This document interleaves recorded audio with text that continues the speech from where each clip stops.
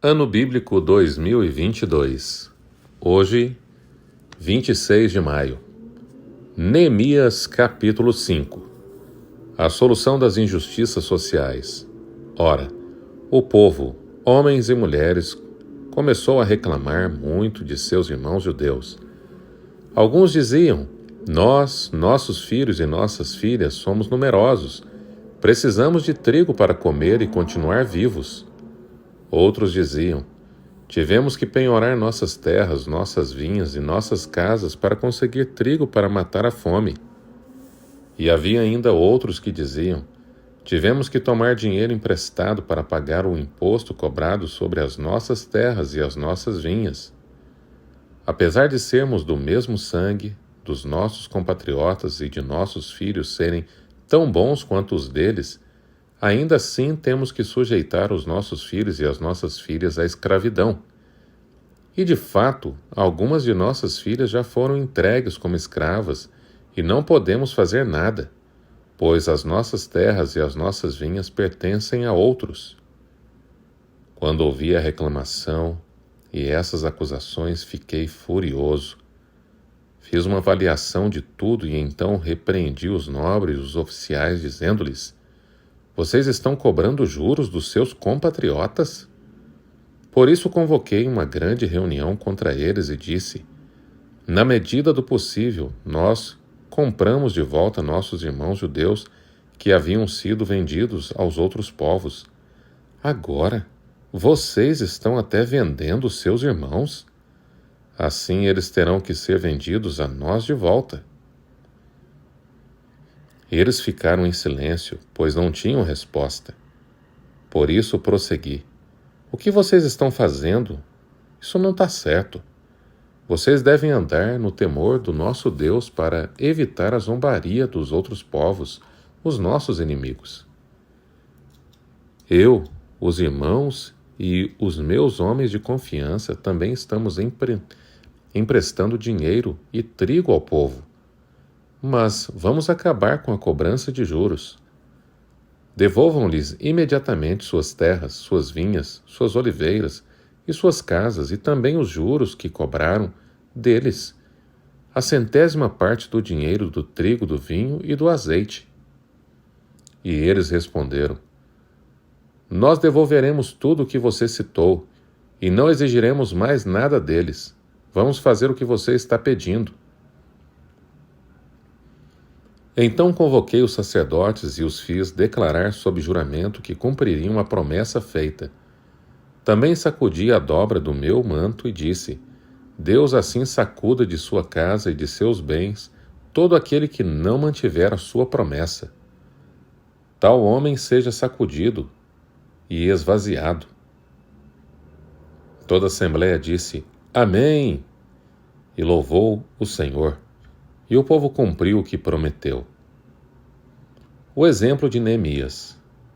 Além disso, desde o 20º ano do rei Artaxerxes, quando fui nomeado governador deles na terra de Judá, até o 32º ano do seu reinado, durante 12 anos, nem eu nem meus irmãos comemos a comida destinada ao governador. Mas os governantes anteriores, aqueles que me precederam, puseram um peso sobre o povo e tomavam dele 480 gramas de prata, além de comida e vinho. Até os seus auxiliares oprimiam o povo, mas por temer a Deus, não agi dessa maneira. Ao contrário, eu mesmo me dediquei ao trabalho neste muro. Todos os meus homens de confiança foram reunidos ali para o trabalho, e não compramos nenhum pedaço de terra.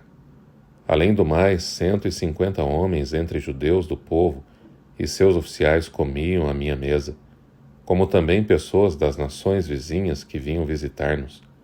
Todos os dias eram preparados à minha custa um boi, 6 das melhores ovelhas e aves, e a cada 10 dias eu recebia uma grande remessa de vinhos de todo tipo. Apesar de tudo isso, jamais exigia comida destinada ao governador, pois eram demasiadas as exigências que pesavam sobre o povo. Lembra-te de mim, ó meu Deus, levando em conta tudo o que fiz por este povo. Neemias capítulo 6. A tentativa de intimidação. Quando Sambalate, Tobias, Gesem e o árabe e o restante de nossos inimigos souberam que eu havia reconstruído o muro e que não havia ficado nenhuma brecha, embora até então eu ainda não tivesse colocado as portas nos seus lugares, Sambalate e Gesem mandaram-me a seguinte mensagem: Venha, vamos nos encontrar num dos povoados na planície de Ono. Eles, contudo, estavam tramando fazer-me mal. Por isso enviei-lhes mensageiros com esta resposta: Estou executando um grande projeto e não posso descer. Por que parar a obra para encontrar-me com vocês? Eles me mandaram 4 vezes a mesma mensagem e todas as vezes lhes dei a mesma resposta. Então, na 5ª vez, Sambalate mandou-me um dos seus homens de confiança com a mesma mensagem, e ele tinha na mão uma carta aberta em que estava escrito: Dizem entre as nações, e Gesem diz que é verdade, que você e os judeus estão tramando uma revolta e que, por isso, estão reconstruindo o muro. Além disso, conforme dizem, você está na iminência de se tornar o rei deles, e até nomeou profetas para fazerem em Jerusalém a seguinte proclamação ao seu respeito: Há um rei em Judá. Ora, essa afirmação será levada ao rei. Por isso vamos conversar? Eu lhe mandei essa resposta: Nada disso que você diz está acontecendo. É pura invenção sua. Estavam todos tentando intimidar-nos, pensando: eles serão enfraquecidos e não concluirão a obra. Eu, porém, orei pedindo: Fortalece agora as minhas mãos. Um dia fui à casa de Semaías, filho de Delaías, neto de Metabel, que estava trancado, portas dentro. Ele disse: Vamos encontrar-nos na casa de Deus no templo, as portas fechadas, pois estão querendo matá-lo. Eles virão esta noite. Todavia eu lhe respondi: Acha que um homem como eu deveria fugir? Alguém como eu deveria entrar no templo para salvar a vida? Não, eu não irei. Percebi que Deus não o tinha enviado e que ele tinha profetizado contra mim, porque Tobias e Sambalate o tinham contratado. Ele tinha sido pago para me intimidar, a fim de que eu cometesse um pecado agindo daquela maneira, e então eles poderiam difamar-me e desacreditar-me. Lembra-te do que fizeram Tobias e Sambalate, meu Deus. Lembra-te também da profetisa Noádia e do restante dos profetas que estão tentando me intimidar. O término da reconstrução. O muro ficou pronto no 25º dia de Elul, em 52 dias. Quando todos os nossos inimigos souberam disso, todas as nações vizinhas ficaram atemorizadas e com o orgulho ferido, pois perceberam que essa obra havia sido executada com a ajuda de nosso Deus. E também naqueles dias os nobres de Judá estavam enviando muitas cartas a Tobias, que lhes enviava suas respostas, porque muitos de Judá estavam comprometidos com ele por juramento, visto que era genro de Secanias, filho de Ara, e seu filho Joanã havia se casado com a filha de Mesulão, neto de Berequias. Até ousavam elogiá-lo na minha presença e iam contar-lhe o que eu dizia. E Tobias continuou a enviar-me cartas para me intimidar. Neemias capítulo 7. Depois que o muro foi reconstruído e que eu coloquei as portas no lugar, foram nomeados os porteiros, os cantores, os levitas. Para governar Jerusalém, encarreguei o meu irmão Anani, e com ele Ananias, comandante da fortaleza, pois Ananias era íntegro e temia a Deus mais do que a maioria dos homens. E eu lhes disse: As portas de Jerusalém não deverão ser abertas enquanto o sol não estiver alto.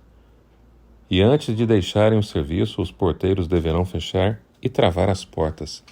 Também designei moradores de Jerusalém para sentinelas, alguns em postos no muro, outros em frente de suas casas. A lista dos exilados que retornaram. Ora, A cidade era grande e espaçosa, mas havia poucos moradores, e as casas ainda não tinham sido reconstruídas. Por isso o meu Deus pôs no meu coração reunir os nobres, os oficiais e todo o povo para registrá-los por famílias. Encontrei o registro genealógico dos que foram os primeiros a voltar. Assim, estava registrado ali: estes são os homens da província que voltaram do exílio, os quais Nabucodonosor, rei da Babilônia, havia levado prisioneiros. Eles voltaram para Jerusalém e para Judá, cada um para sua própria cidade, em companhia de Zorobabel, Jesua, Neemias, Azarias, Ramias, Naamani, Mardoqueu, Milzã, Misberete, Bigvai, Neum, Baaná. E esta é a lista e o número dos que retornaram pelos chefes de família e respectivas cidades. Os descendentes de Paros, 2.172, de Cefatias, 372, de Ara, 652, de Paate-Moabe, por meio da linhagem de Jesua e Joabe, 2.818, de Elão, 1.254, de Zato, 845, de Zacai, 760, de Binui, 648, de Bebai, 628, de Asgade, 2.322, de Adonicão, 667, de Bigvai, 2.067, de Adim, 655, de Ater, por meio de Ezequias, 98, de Azum, 328, de Bezai, 324, de Arife, 112, de Gibeon, 95. Das cidades de Belém e de Netofate, 188, de Anatote, 128, de Bet-Asmavete, 42, de Kiriate Jearim, Sefira e Beerote, 743, de Ramá e Geba, 621, de Micmas, 122, de Betel e Ai, 123, do outro Nebo, 52, do outro Elão, 1.254, de Arim, 320, de Jericó, 345, de Lode, Adide e Ono, 721, de Senaá, 3.930, os sacerdotes, os descendentes de Gedaías, por meio da família de Jesua, 973, de Imer, 1.052, de Pazur, 1.247, de Arim, 1.017. Os levitas, os descendentes de Jesua, por meio de Cadmiel, pela linhagem de Odevá, 74. Os cantores, os descendentes de Asaf, 148. Os porteiros do templo, os descendentes de Salum, Ater, Talmon, Acube, Atita e Zobai, 138.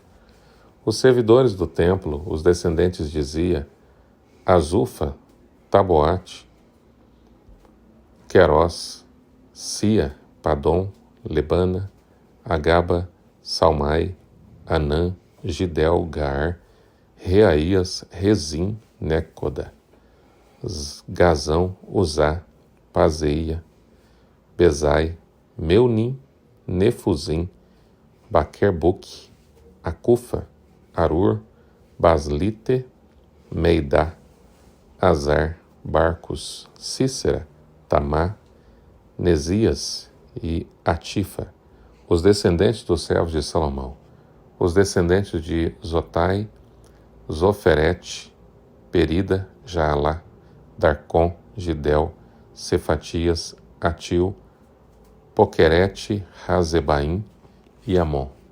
Os servos do templo, os descendentes dos servos de Salomão, 392. Os que chegaram da cidade de Tel-Melá, Tel-Arsa, Querube, Adom e Imer, mas não puderam provar que suas famílias eram descendentes de Israel. Os descendentes de Delaías, Tobias e Necodá, 642.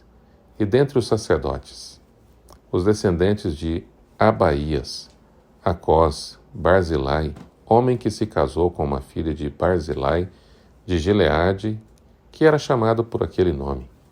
Esses procuraram seus registros de família, mas não conseguiram achá-los, e dessa forma foram considerados impuros para o sacerdócio. Por isso o governador determinou que eles não comessem das ofertas santíssimas enquanto não houvesse um sacerdote para consultar o Urim e o Tumim. O total de todos os registrados foi 42.360 homens, além dos seus 7.337 servos e servas. Havia entre eles 245 cantores e cantoras. Possuíam 736 cavalos, 245 mulas, 435 camelos e 6.720 jumentos.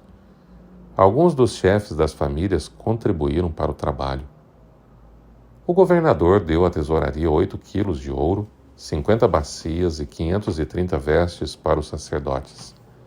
Alguns dos chefes das famílias deram à tesouraria 160 quilos de ouro, 1.320 quilos de prata para a realização do trabalho. O total dado pelo restante do povo foi de 160 quilos de ouro, 1.200 quilos de prata e 67 vestes para os sacerdotes.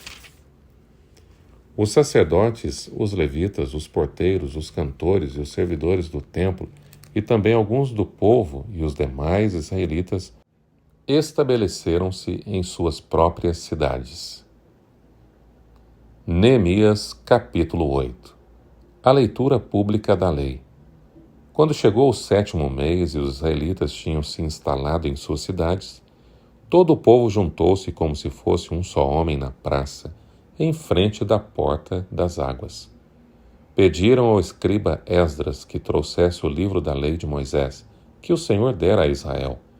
Assim, no primeiro dia do 7º mês, o sacerdote Esdras trouxe a lei diante da assembleia, que era constituída de homens e mulheres de todos os que podiam entender. Ele leu em alta voz desde o raiar da manhã até o meio-dia, de frente para a praça, em frente da porta das águas, na presença dos homens e mulheres e de outros que podiam entender, e todo o povo ouvia com atenção a leitura do livro da lei. O escriba Esdras estava numa plataforma elevada de madeira construída para a ocasião. Ao seu lado à direita estava Matitias, Sema, Anaías, Urias, Ilquias e Maazeias, e à esquerda estavam Pedaías, Misael, Malquias, Azum, Asbadana, Zacarias e Mesulão. Esdras abriu o livro diante de todo o povo, e este podia vê-lo, pois ele estava num lugar mais alto. E quando abriu o livro, o povo todo se levantou. Esdras louvou o Senhor, o grande Deus, e todo o povo ergueu as mãos e respondeu: Amém, Amém. Então eles adoraram o Senhor prostrados com o rosto em terra. Os levitas Jesua, Bani, Serebias, Jamim, Acube, Sabetai, Odias, Maazeias, Quelita, Azarias, Josabade, Anã e Pelaías instruíram o povo na lei, e todos permaneciam ali. Leram o livro da lei de Deus, interpretando-o e explicando-o, a fim de que o povo entendesse o que estava sendo lido. Então Neemias, o governador, Esdras, o sacerdote e escriba, e os levitas que estavam instruindo o povo disseram a todos: Este dia é consagrado ao Senhor, o nosso Deus. Nada de tristeza e de choro, pois todo o povo estava chorando enquanto ouvia as palavras da lei. Neemias acrescentou: Podem sair e comam e bebam do melhor que tiverem, e repartam com os que nada têm preparado. Este dia é consagrado ao nosso Senhor. Não se entristeçam, porque a alegria do Senhor os fortalecerá.